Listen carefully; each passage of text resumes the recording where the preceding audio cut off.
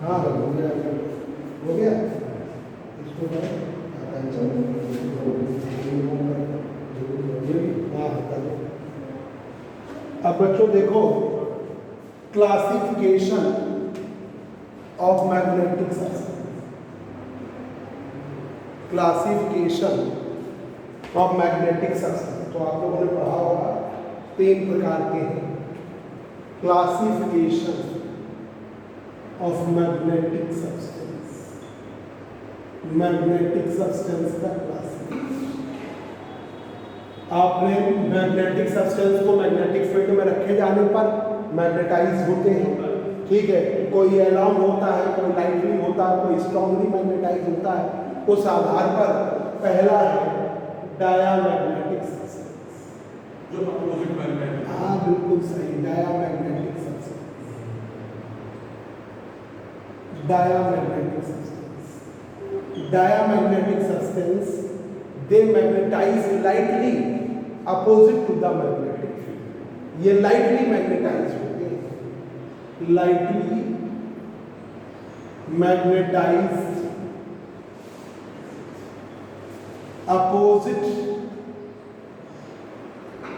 To the magnetic field, magnetic field, opposite to the magnetic field, lightly magnetise opposite to the magnetic field. इस type के जो substance के example हैं, gold है, gold है, copper है, गोल्ड, कॉपर, सिल्वर, डायमंड, नाम याद रखिएगा, silver, diamond, diamond, water, alcohol, water है, एल्कोहल है, water, alcohol, quartz, air, quartz है, एयर है, हाइड्रोजन है, हाइड्रोजन है, नाइट्रोजन है, मरकरी है, नाइट्रोजन, मरकरी, मरकरी है, जिंक है, बिस्मथ है, जिंक, बिस्मथ है, ठीक है, zinc, bismuth, antimony,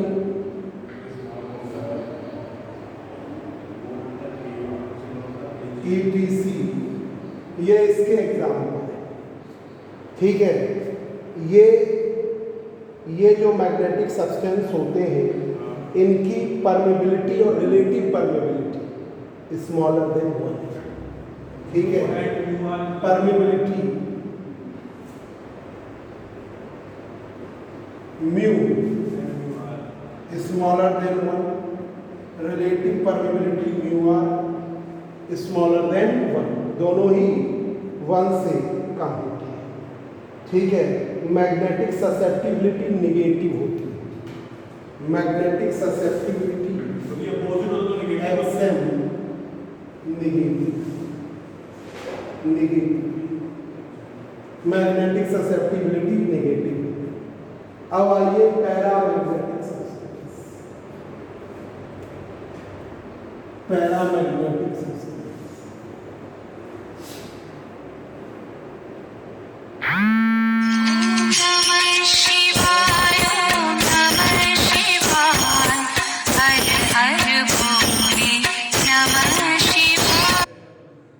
paramagnetic substance. अच्छा कल डेट आ जाएगी सब phone. Paramagnetic substance, paramagnetic substance, paramagnetic substance जो है मैग्नेटिक फील्ड के अलोंग लाइटली मैग्नेटाइज, ठीक है, magnetise lightly, magnetise lightly along the magnetic field, magnetise lightly along the magnet। Diamagnetic आपके एग्जांपल दिए, इन सब में ऐसा क्या कॉमन है? इन सब जितने भी एग्जांपल लिखे इनमें ऐसा क्या कॉमन है कि डायमैग्नेटिक? इनमें मोस्टली कुछ एटॉमिक स्ट्रक्चर के अंदर ज़्यादा डीप जाना नहीं है, तो इवन नंबर में इलेक्ट्रॉन्स के पेयर होते हैं, मतलब इवन नंबर में इलेक्ट्रॉन्स उस सब में इवन इलेक्ट्रॉनिक पेयर है, हाँ, मतलब एक्स्ट्रा इलेक्ट्रॉन नहीं होता। एक्स्ट्रा इलेक्ट्रॉन ये, तो ये बात ध्यान रखना है, इवन इसमें और एक इलेक्ट्रॉन जुड़ा जरूर magnetise lightly along the magnetic field, slightly short में diamagnetic substance magnetise opposite to the magnetic field, paramagnetic substance along the magnetic field। ठीक है, अब देखिए इस टाइप के जो सब्सटेंस है, ये जो प्रॉपर्टी है डायमैग्नेटिक सब्सटेंस में, प्रॉपर्टी डायमैग्नेटिज्म कहलाती है। पैरामैग्नेटिक सब्सटेंस की प्रॉपर्टी, पैरामैग्नेटिक में तो सिंपल जान ही जाओगे। इसके एग्जाम्पल देखिए, एग्जाम्पल है आपके एल्युमिनियम है, सोडियम है, एल्युमिनियम है, सोडियम है, और नंबर में हुए ना 11, एल्युमिनियम 13, ठीक है, प्लेटिनियम,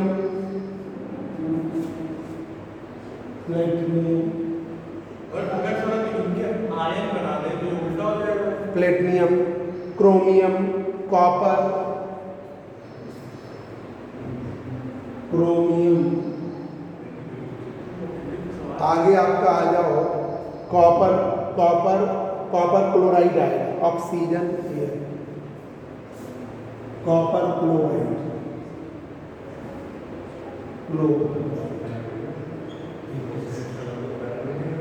इसमें देखिए ये जो सब्सटेंस है ये स्ट्रॉन्ग मैग्नेटिक फील्ड में लाइटली मैग्नेटाइज है। इनकी परमेबिलिटी और relative permeability mu greater than 1, mu r greater than 1, mu भी 1 से बड़ा है, म्यू आर भी 1 से बड़ा है। एक्सएम जो है पॉजिटिव है, एक्सएम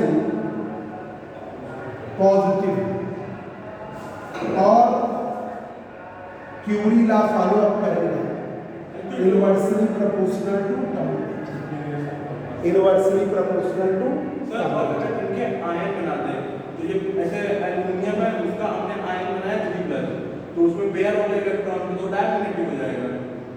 हाँ, तो पेयर बन जाएगा, तो आयन हो जाएगा। हाँ बिल्कुल सही। तो ये देखिए एक्सएम कांस्टेंट अपॉन टी, ठीक है, तो एक्सएम इंटू टी, ये टेम्परेचर से इंडिपेंडेंट होता है, इसका मैग्नेटिक सब्सटेंस ये independent of temperature,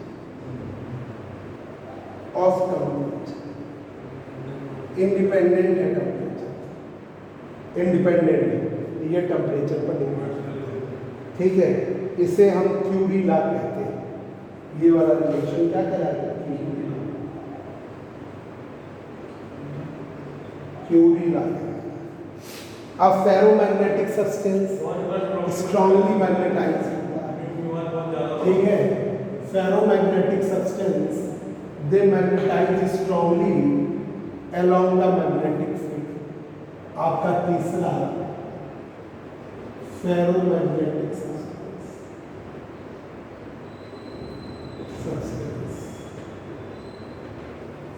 ferromagnetic substance they magnetise strongly along the, ठीक, मैग्नेटिक फील्ड या वीक मैग्नेटिक फील्ड में भी स्ट्रांगली मैग्नेटाइज, ठीक है।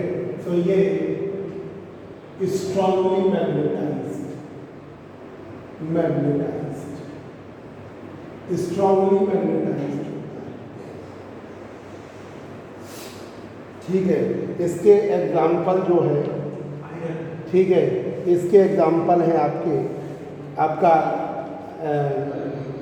आयरन है, आयरन है आपका, ठीक है, और आपका आयरन हो गया, स्टील हो गया, निकिल हो गया, कोबाल्ट हो गया, आयरन, स्टील, आयरन जो है सॉफ्ट आयरन और स्टील हार्ड आयरन, ठीक है, निकिल है, निकिल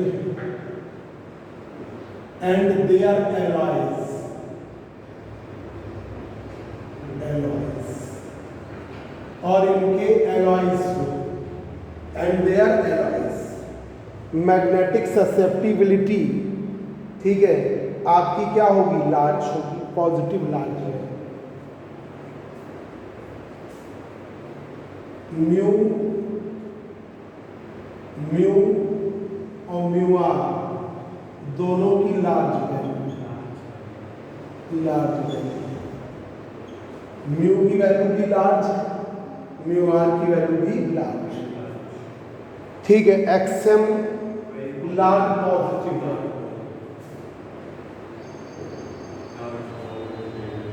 लार्ज पॉजिटिव है,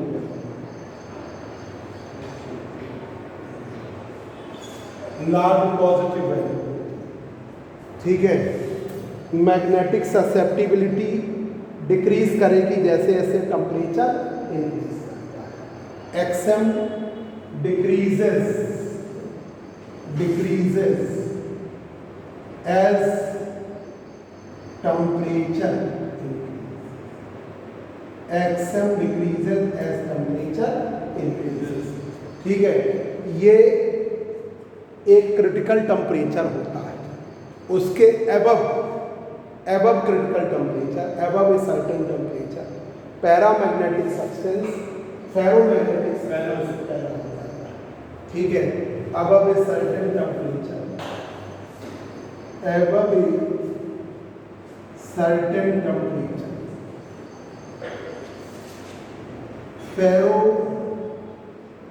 magnetic substance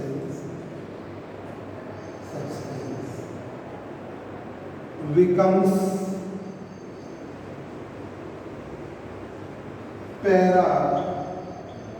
paramagnetic substance.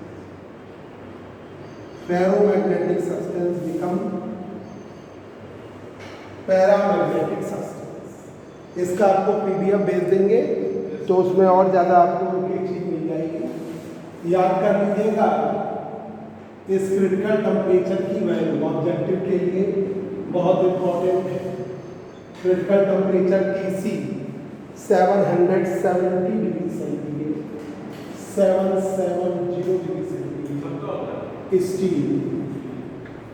Steel के लिए याद कर लीजिएगा।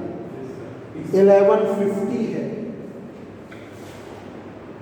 1150 है कोबाल्ट के लिए, कोबाल्ट के लिए 1150 है और 360 है निकिल, 360 डिग्री सेंटीग्रेड निकिल। ये बच्चों याद करिएगा। अब देखिए हिस्टैरिसीस है, हिस्टैरिसीस बीएससी पार्ट में वालों को छोड़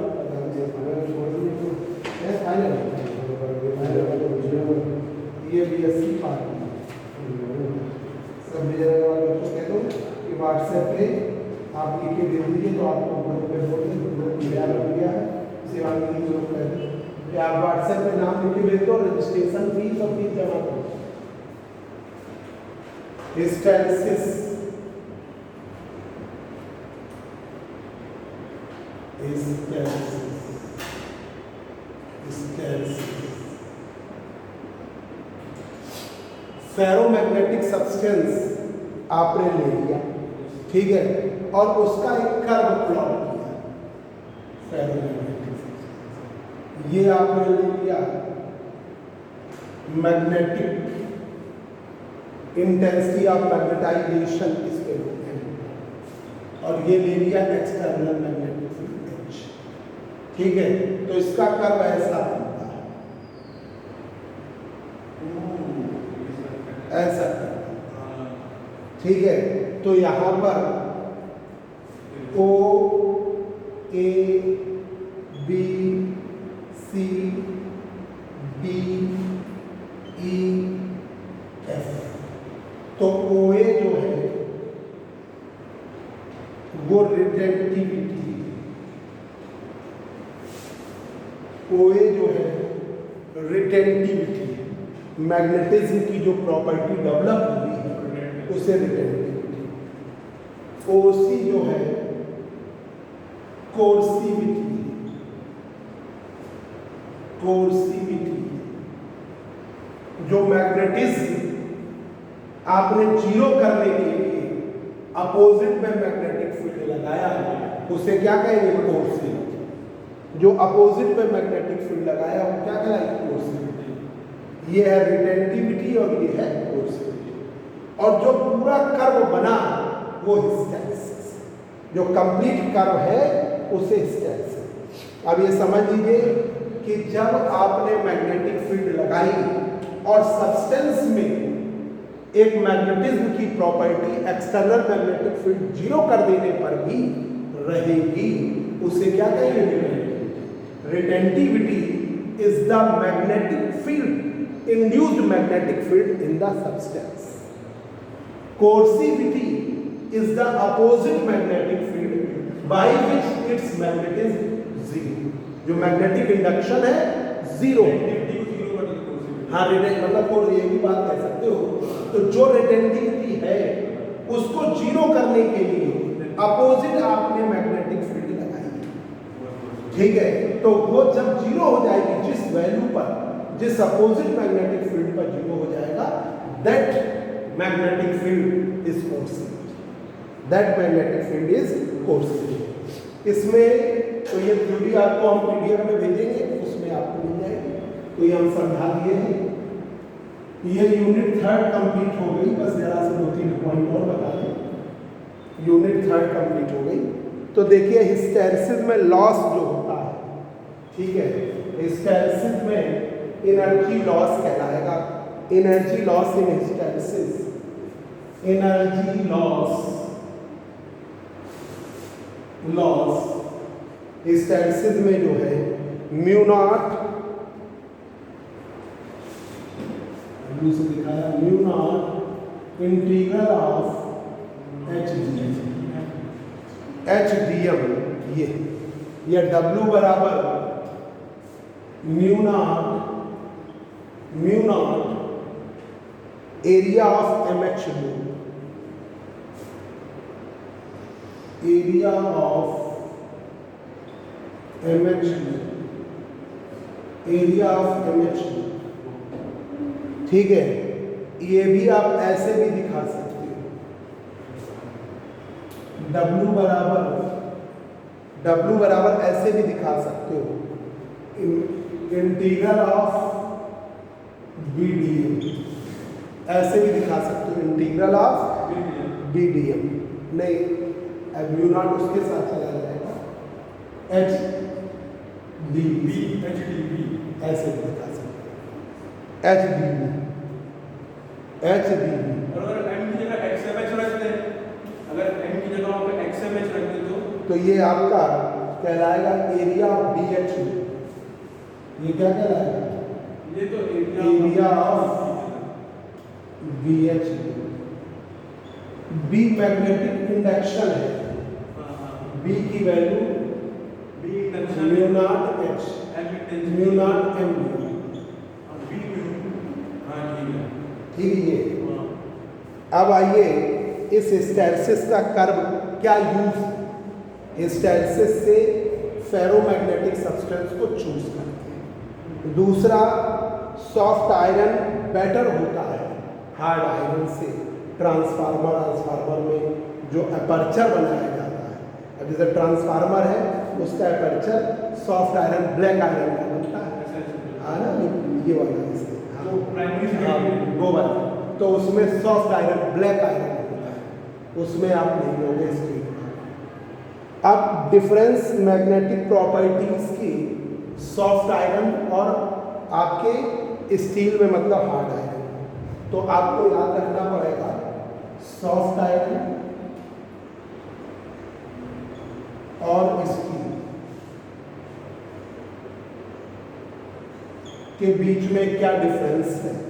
तो देखिए मैग्नेटिक परमेबिलिटी जो होती है म्यू सॉफ्ट आयरन का is greater than mu steel, is greater than mu steel.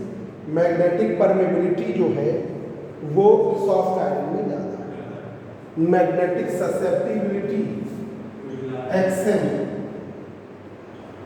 भी सॉफ्ट आयरन में ज़्यादा है एक्सएम स्टील की तुलना में, स्टील की तुलना में। रिटेंटिविटी भी सॉफ्ट आयरन में ज़्यादा होती है। रिटेंटिविटी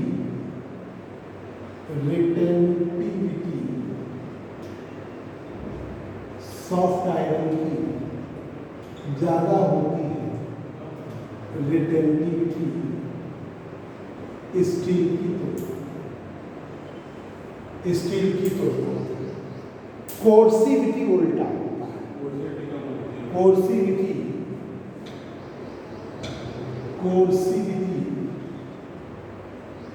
कोर्सिविटी जो है आपकी कोर्सिविटी आपकी स्टील की ज़्यादा है। किसकी तुलना में? Soft iron. इस बिहाफ पर स्टील से ज़्यादा बेटर आपका आयरन। तो ये आपके ऑब्जेक्टिव, ये आपका थर्ड यूनिट सब्जेक्टिव पॉइंट का मतलब ऑब्जेक्टिव क्वेश्चंस के लिए जो हमने पॉइंट्स लिखाए हैं, थर्ड यूनिट कंप्लीट हो गई है। कल आपकी फोर्थ यूनिट कंप्लीट कर देंगे, फिर ऑब्जेक्टिव क्वेश्चन 2 दिन बताएंगे। तो थर्ड लेसन आपका थर्ड यूनिट कंप्लीट कर दिया है। अब आपको फोर्थ यूनिट आपको कल क्लास डाउनलोड करेंगे, ठीक है।